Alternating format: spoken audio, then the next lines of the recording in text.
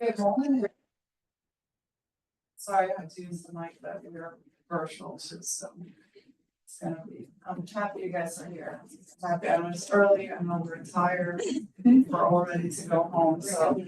And it's a lot to me that you came and are with us. So today we're gonna talk a little bit about what IPDAE is, what we do in Florida. I want to start just by again thanking you for being here. We're gonna keep it casual. We're probably gonna be done early, so you can check out and do what you want to do. But we could. So next slide. I got you. So I am Tammy Serrano. I am the director of IPDAE. And with me today is Brittany Guglielmo, and she works for Ingram State College. She also happens to be one of our state trainers. So she works on the side with IPDAE.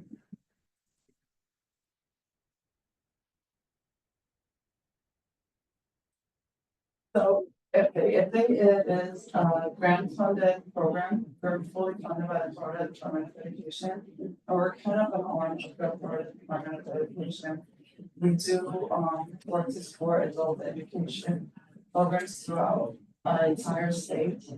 And we base our work on the initiatives and priorities of the state. So I know it's early, but to get our platform, we're going to put a little icebreaker. And I know we hate this, but we're not all going to talk.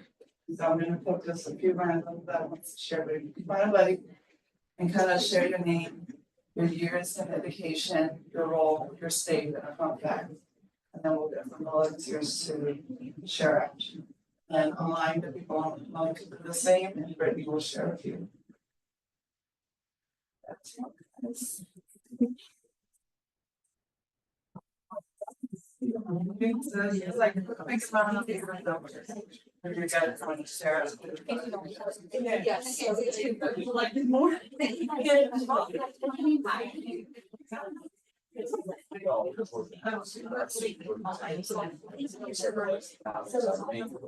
trying to pull up the question.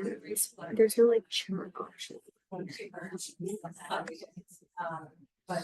the Q&A, but then it says no open question. Are you on this as a host? It should be. Is it from the that you come to Zoom like? Or was it to Zoom? I did it, so. But there's nothing here. And then this one either. It just shows Q&A. So I'm bringing up this as well, the session chart. I have these up in case you need it. Also, are you going to be posting the PowerPoint? Oh, I see it here. Okay.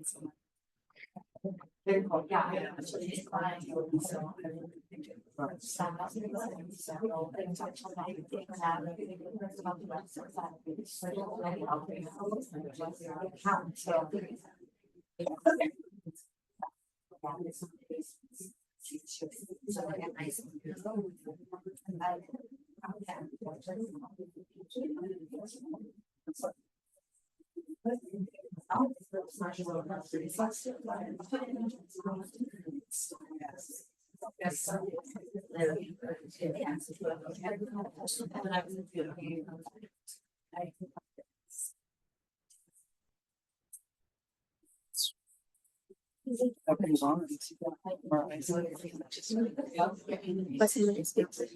Are you saying some people? Yeah. What'd you say? Okay. The whole script. Rocio, how first gets in into it. Yesterday, I don't have one because then I'll try to like, I'll mess it up some more. I'll mess it up more. Yeah. Okay, we're gonna come back together now, because I'm sure that people online are creating this. You guys ready to share out? Okay, who wants to go first? I'll go. Okay. Hi, my name is Hayden Duke. I've been in education for 10 years. Adult ed, about 2. I'm an instructional coordinator at Indian River State College in South Florida. And a fun fact about me is I love dogs, all the dogs. Only both. Sure about your buddy, who do you talk to today? The person you were talking to? Oh, this is Brenda Diaz. You may use somebody, Brenda Diaz is a GED retention and program specialist. And she's been in adult ed for 1 year, sorry. And a fun fact is that she just went on a trip to Spain. Oh, she went to more than this, and she went all over. Anybody else? Or what people besides? Some places look familiar, but I just think it's not Welcome, Florida. What other states are in the house?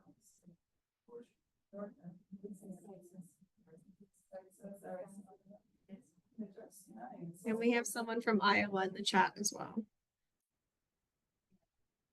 Well, thank you. So I don't know if you guys have something like that. They say in a lot of states we have like lead providers that serve the whole state, which is what we do. Now that we know each other in the room, and do you have anybody you want to share? Just, we have Paige. She's been in adult ed for 5 years. She's a coordinator for HiSET and she's from Iowa.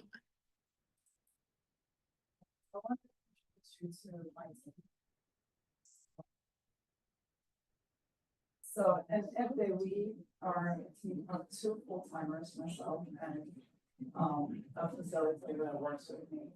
But we hire and we contract people throughout the whole state. So this is where they represent 16 different organizations. They're administrators, teachers, coaches, and they serve face-to-face, online. They create a lot of the content that we share. Everything that they creates is free and it's open to anybody. It's created for the state of Florida, but anybody has access to it. So we're going to share some of those things and some of our priorities.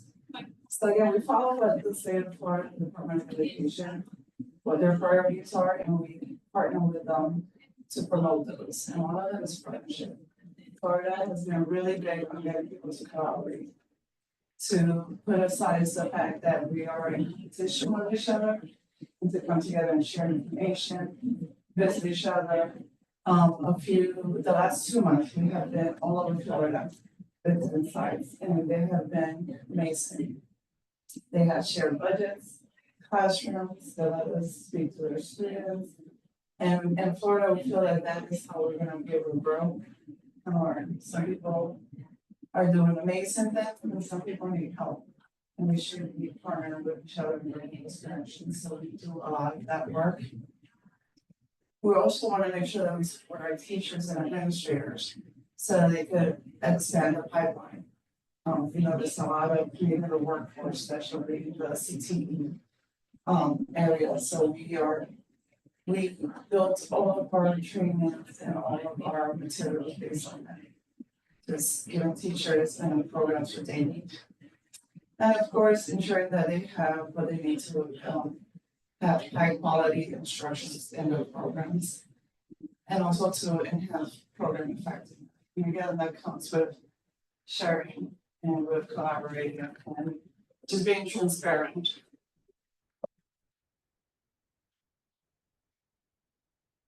And this is our approach to professional development. We want to make sure that our stuff is sustained engagement, that is cooperative, that it is that's what I forgot what this slide is about. I'm sorry. Oh, because I'm missing another click. Can you bring that? Oh, There you go. I didn't know that was that. I didn't create my own PowerPoint. So it's that it's field specific and that it has high impact. That is, we want to do things that we need. So we do a lot of need analysis. If I have a training and you'll see someone that we're doing, I will contact our host and I'll say, what do you need? And we build those trainings around what they need and we modify it based on the organizations. And a huge part of it is on that. Because we are a really big city, we serve 67 counties. And even though we do about 30 face-to-face workshops a year, that's not enough. People can travel and teachers are mostly part-time. So we have this website that was created in 2014 that just does a lot of support for our teachers. And I didn't want to go online because sometimes you have technology, so I have screenshots for you guys. This is our website, it's floridaedvy.org.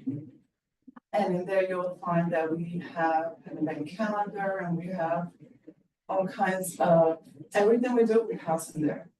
A lot of it is public, some stuff we keep on the back side of it so that people who attend specific events have access to it. And then a year or so after we'll publish it, but we want to make sure that the people who attend it have access to it first. So if you go onto our website, you go under resources, you're gonna see that we do webinars. Any webinars that we do, we record them, we post them. Any handbooks, workshop materials, lesson plans, we have videos, we have books. And then we have a lot of supported links that we, of resources that we believe are valuable. So you will see that for ABE, for high school, for ESOL, and again, for IET. Another thing that we have is, we have, I don't know how you guys do your IET applications in the state, but in our state, it was kind of messy and complicated, so we partner with the DOE to create a dashboard on our website. So now all the state practitioners go on our website, they'll click on the link, they'll log into their account, and they're able to apply for any IET programs so that they can be approved. And on top of that, we just added a lot of the SSLM. SSLM. I got my letters back this year. So again, it's sharing. If you wrote some IET application and it was approved and it was valuable, then you should be able to pull that up from somebody else. Somebody else should be able to pull it up and take some of your information to create theirs. So we try to make everything as easy and accessible for our adult ed folks in the state. We also have our IET catalog and just a lot of information. So everything is kind of like sector by program. And you click and then you keep clicking and it just keeps going down that rabbit hole and you find a lot of resources in there. Now, like I was saying, everybody that wants to participate in anything, if they don't create a portal account, they're free. There is no charge, but the good thing about it is that anything that you do, you go in here and it's recorded. You'll have a transcript. So if you are going to need to be certified, you pull up that transcript and show your supervisor or your district that hey, I did this many webinars, I did this many classes, this is what the state says the value is. And then of course it's up to the agency to accept it or not, but it's all there for you. And for the most part, the state of Florida does accept all of our stuff because it is endorsed by the DOE. We have your resources will be in there. Mine is a little different because I have trainer resources and stuff, but for the most part, anything and everything that you touch or do with it will be bookmarked there for you to access. Were you just talking to the mic a little bit more? Someone was saying they couldn't hear you too much.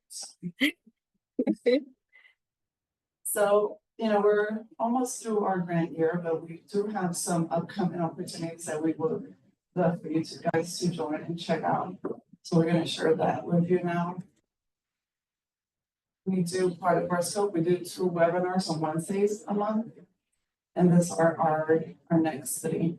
So one is next week and it's identifying the artist's purpose, point of view, and biases. And our Wednesday webinars are more on the academic side of the programs.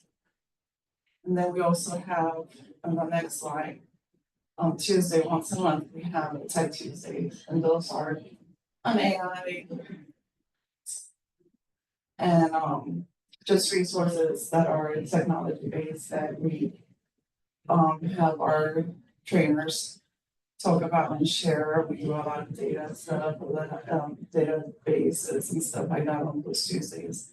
And again, they're open. You just go on our website, you create an account, and you just join us. Then we have a couple of IET workshops. We just did 12 workshops for IET. I haven't been home in a long time. We've been all over the state. But we again, not everybody can attend. So we were doing a couple of a few virtual ones specific to corrections and ESOL. And those again are open, to anybody that would like to join us. Hey, maybe come over here because they said that they can hear out of this mic better, but they can't hear from your mic. So we're gonna just switch. I'll keep an eye on the chat. So I'm in this screen, right? Yeah. And we also ability to benefit. I know there's been a couple of sessions, actually, there's one going on right now on ability to benefit. Ability to benefit is a grant, is funds that you are able to use with your CTE students, and for adult ed, it would be also for your IET students. And it's not really being utilized very much throughout the nation.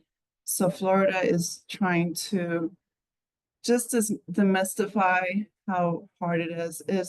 It's a little lengthy, the application program, but process, but it's doable. So we are hosting 4 virtual workshops on this. They're about an hour and a half.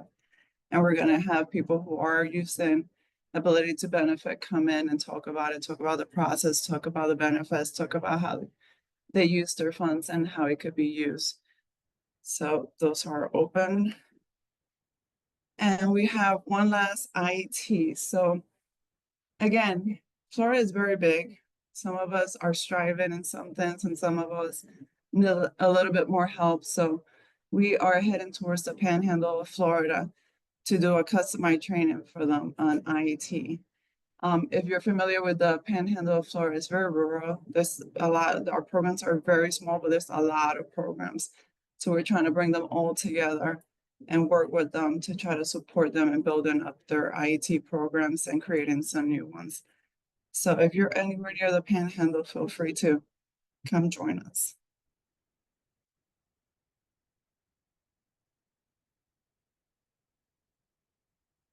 And this is our next set. So as you can see, we're busy. We're all over the state. So this are our reading, language arts, and math trainings. And we are doing those. We're having 4 face-to-face ones. And then we're doing on June 5th and June 12th. We're going to be having virtual ones to, again, make sure that everybody in the state who wants to have this information has it. So our virtual ones, we tend to make them more condensed because nobody wants to sit online for 4 hours.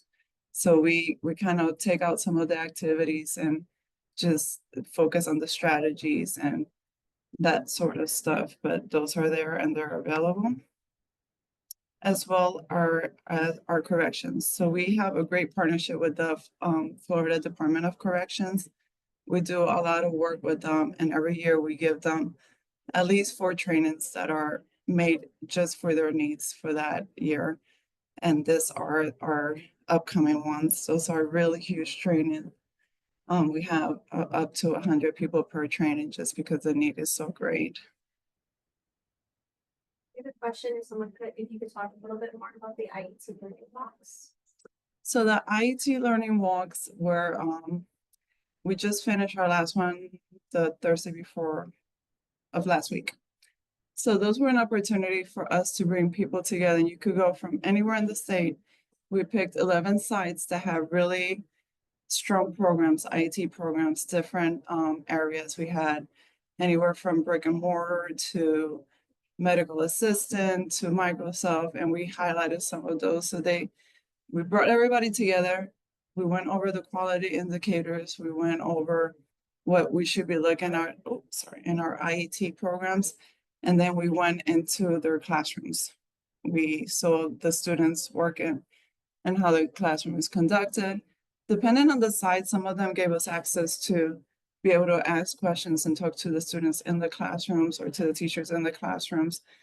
And then we all came back together.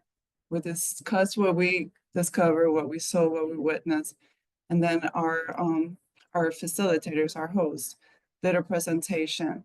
And they were able to share anything they wanted. Some of them shared budgets, some of them shared funding sources, but as much as they wanted to share, they highlighted student experiences. There was a lot of tears, to be honest, in a lot of them, because we also had a host panelist, but we had a student panel. And the students were just, I think one of the greatest things that we took, it was just the impact that IET is having on students. and just how grateful they are to have the opportunity to not just learn English or get their GED, but also to be prepared for the workforce.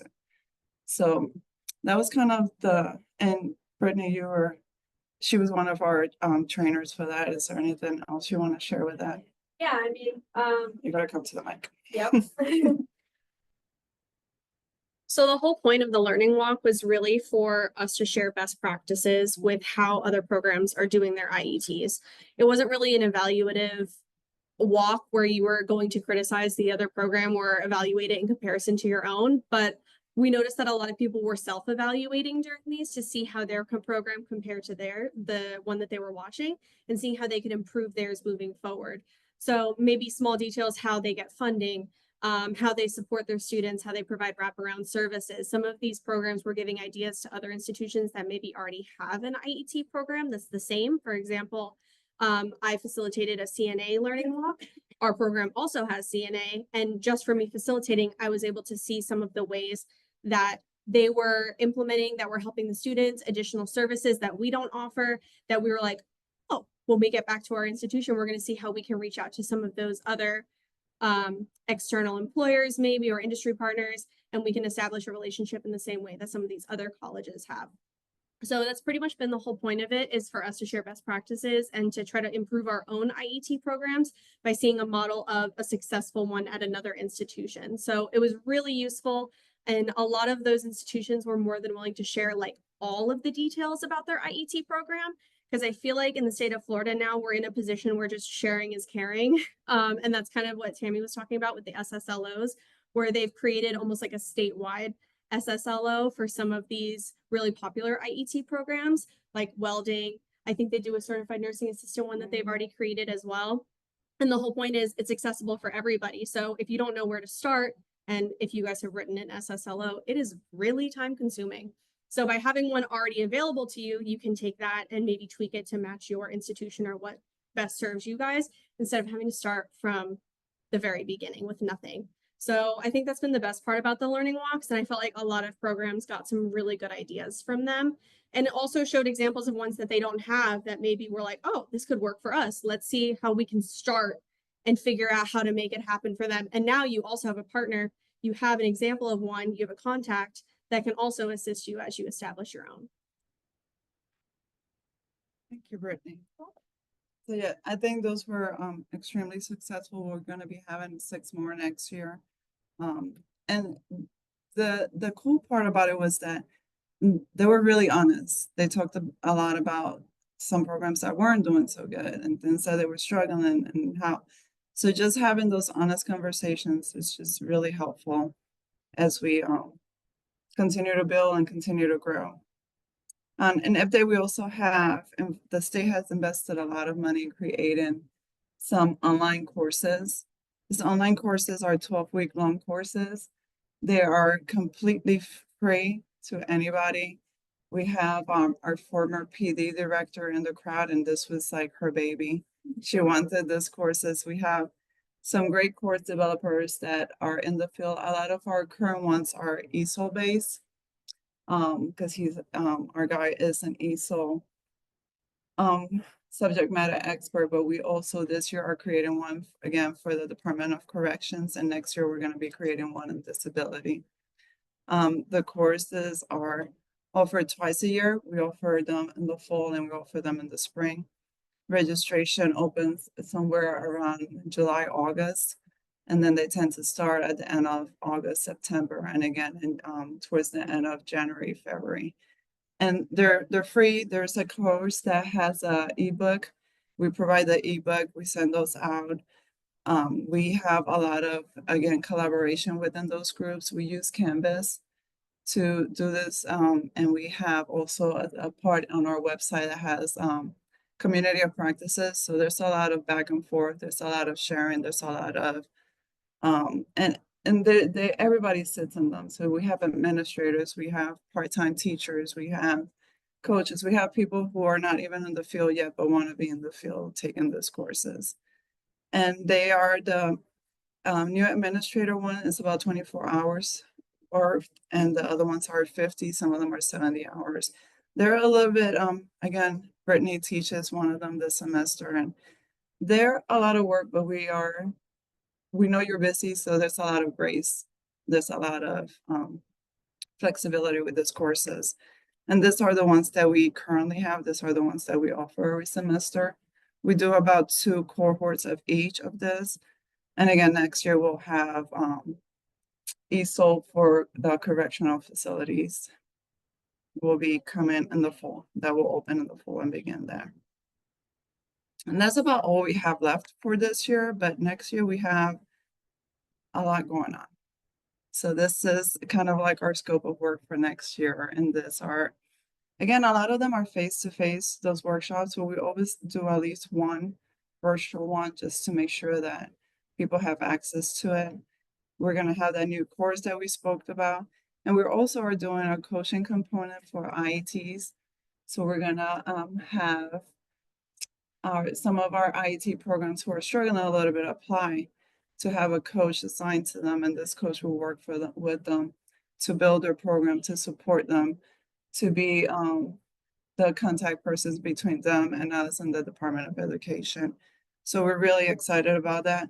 And we always continue to enhance our website and our IET. There's a lot of new features to the IET channel and the application process. You got it.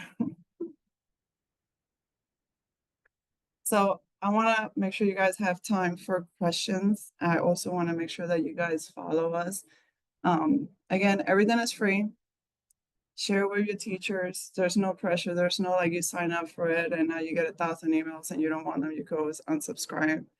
But we are really active. We also we are aware that we don't know it all. So we like to hear from other states and we like to know what you guys are doing and get suggestions from you guys as well. So if you are on LinkedIn, we have a page there. We have YouTube, we have X, and of course you can always email us. Does anybody have any questions? Yes, ma'am. The IET learning blocks include like representation, like from the college, like perking staff, workforce, like So programs are saying, I want to build an IET. That's part of that process too, where maybe they're actually starting to build or expand IET with other partners. yeah, so we encourage our hosts. We left a lot of it up to the hosts to make sure that they were comfortable with what we were doing. But we did, a lot of them invited career source, some of them invited workforce partners. If the partners couldn't be there, they spoke on their behalf and shared a lot of the partnerships that they had. But yeah, it was open to anybody, and whether it was workforce, employers, anything, so. We had a host site panel usually at the back half of the learning walk. And they were able to have anyone from their program on the panel. Usually it was the director, maybe the instructor for the IET program, and usually like one of the IET coordinators or career pathways facilitators, navigators. And usually all of them handled some of the questions. We tried to create enough questions that covered like the whole scope of how IET is created from beginning to end. But usually we left it open. So any of the participants, we had, how many at some of them? They were pretty big, some of them. I think our biggest one was 50 something. Yeah, and those were all people from other institutions in many different positions. We had instructional coordinators, program specialists, program coordinators, directors, all attending on behalf of their institution. And when we opened it up to questions at the end, we usually were asking like how comfortable they were sharing some of the details. And most institutions were more than willing to answer basically any questions that any of the participants had. So we opened it up at the back end. And sometimes I know when I was at Miami-Dade College doing the facilitation, we had probably a good 30 to 45 minutes of just open questions that they were just going and answering all of them and all of the different ways that they've made some of their IETs work. Maybe some that were not as common IETs or how they were able to fit it into the structure of what an IET is expected to be. So it was pretty helpful to see because you were able to see all the aspects of how the staff manage an IET program and you were able to interact with all of them during the event.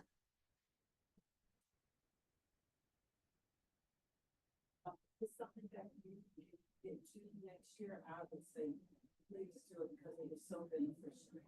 you will not leave them again. It's, typically it was a day, a day, maybe 6 hours. But it was so worth it. Mhm. I learned so much, just like what Ms. Brittany said. Like for instance, one of the walks that I went in. Pamela, would you, let me give you a mic, because I don't think. And see, people say I'm talking loud. And I knew I needed to. She's on vacation, she tried to rehearse it. Yes. So, but anyway, and so, like Ms. Brittany said, before, I was thinking of an IET and I didn't know how to do it, and then the AT for this particular site, she sat down and she walked me through the whole process. And now I was able to take that back, some actionable steps that I'm actually gonna have that in our program coming up with trimester 1. It's what I walked away with is that it's very intimate, like sometimes, and although like she said, maybe 50 people show up, but it's so intimate where you can ask questions, you can talk to the students, you can talk to the coordinator. So it's so worth it. I can't say enough about it. I just wanted to add that even if especially if you're out of state in Florida, say come, please come. You will not regret it. And we pretty much structured it to where we did an overview of the quality indicators for IET, and we kind of acknowledged that not all IET programs accomplish all of the quality indicators, but for some of our participants, that was the first time they had even seen the IET quality indicators. How many are familiar with IET quality indicators? Oh, yeah. So what we did was at the beginning of the event, they kind of gave a program overview. So the presentation was done by the program. So they had their own PowerPoint where they talked about their IET program, other things that they're offering, maybe things that they have in progress, but they were really focusing on one specific IET program that was working really well for them. After that, we had like a template that went over some of the quality indicators. So quality indicators are kind of like guidelines on how to build a successful IET program. It's not possible to accomplish all of them, but some of them are really helpful in pinpointing exactly what you want to accomplish with your IET. So we had this template that we were able to observe and identify which ones this program exemplifies for their IET program. Then we had some open-ended questions where like, okay, what are some additional questions that you have for them at the end? Followed by how you can take it home with you and improve your own IET based on what you've seen today. So it's kind of like observation, analysis, and then application. So because of that too, we had the question option. We made sure at the beginning that we told them like, hey, as you go through the day, think of some questions that you'd want to ask that team afterwards and leave it for the host site panel at the end. So because we had modeled it like that, we had a lot of good discussions, a lot of active questions, some good questions of things that other people may not have even realized they should have asked. So it was a really good collaborative environment as well. And I think we all are looking forward to some more in the future as well. One thing face to face with the IET teacher, which we did, that was phenomenal. And you can see it in action. Mm-hmm. Any other questions? It's I saw the workshop for the correction strategies for success. I saw them. There's a question on if the learning walk for corrections was offered virtually. Those are not. And they are not. Well, we didn't realize the DOC in Florida has hired hundreds and hundreds of people in the last few years. So 4 workshops was plenty for them. But this year we realized that it's not. So next year we're doing 6, and then we're adding a virtual component for them. But the DOC is at all of our events. They are eager to learn, and we will have that online course next year. That would be accessible. And the corrections learning walk too was also one of our most unique IETs because I feel like they were so different compared to so in Florida, most of our adult ed programs come from the school district or they come from the state colleges. And Tammy did a really great job of trying to cover all of them. Because I come from a state college, I facilitated the 2 state college learning walks. However, there were multiple school districts that were also a part of the learning walk. And a lot of them were your standard like HVAC, welding, paraprofessional, CNA, things that are like pretty well known and established IET programs. But Department of Corrections was like completely different. It was the brick masonry, and I think it was marine technology, And there was something else that it was a part of. Those are the two that that we missed. So that was. Oh, and I culinary. Totally culinary. Culinary was the other So one. I totally forgot about them. They actually let us into the prison. We had to submit our IDs, they did our background checks, and we were able to bring teachers, anybody in the state of Florida who wanted to come, and we went into their classrooms, and we went into their facilities, we got a tour. And it was, it's one of those like bittersweet because you see the great work, but again, the students were so appreciative that when they get to come out, now they have certifications, now they have a path to employment, and it was just a really amazing experience. We also, as far as correction, there's a webinar, it's not one of, I think it is, I know it's name. So we have, a correct, webinar specific to correction, May. We want it on the website. Any other questions? Well, I hope we see some of your names on our update portal and other events, and if you're in Florida, hit us up. I'm sure any organization, any agency would like to have you come and tour. We're very open, we're very willing to share, and also we all want to learn from other states. So thank you, Brittany. Now you see why I have amazing trainers, because I am not a public speaker. I disagree. So, but thank you.